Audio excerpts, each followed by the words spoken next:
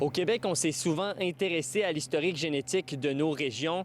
Récemment, un étudiant-chercheur à l'Université du Québec à Chicoutimi a fait une découverte en lien avec la génétique du Saguenay-Lac-Saint-Jean qui lui a permis d'ailleurs d'être publié dans la réputée revue scientifique Nature Communication. On savait déjà qu'au Québec et dans la région, il y a par exemple des sous-régions comme le Bas-Saguenay, le Haut-Saguenay et le Lac-Saint-Jean qui se distinguent au niveau des origines ancestrales. Mais ce qu'on démontre dans notre article, c'est qu'il y a une signature génétique qui va jusqu'à l'échelle des municipalités. Lorsqu'on étudie une signature génétique d'une population, c'est entre autres dans l'objectif de mieux prévenir les maladies héréditaires qui pourraient subvenir. Avec les résultats qui ont été publiés avec cette étude, on serait capable d'offrir des tests de dépistage mieux ciblés.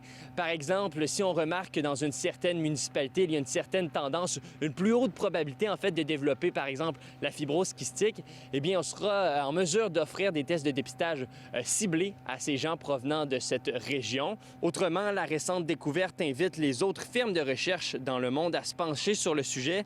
C'est d'ailleurs cet aspect qui s'ouvre sur le monde qui leur a permis d'être publié dans la revue Nature Communication. La population franco-canadienne du Saguenay-Lac-Saint-Jean, ça fait 200 ans qu'elle est installée ici. C'est une population là, très, très jeune à l'échelle de toutes les populations mondiales.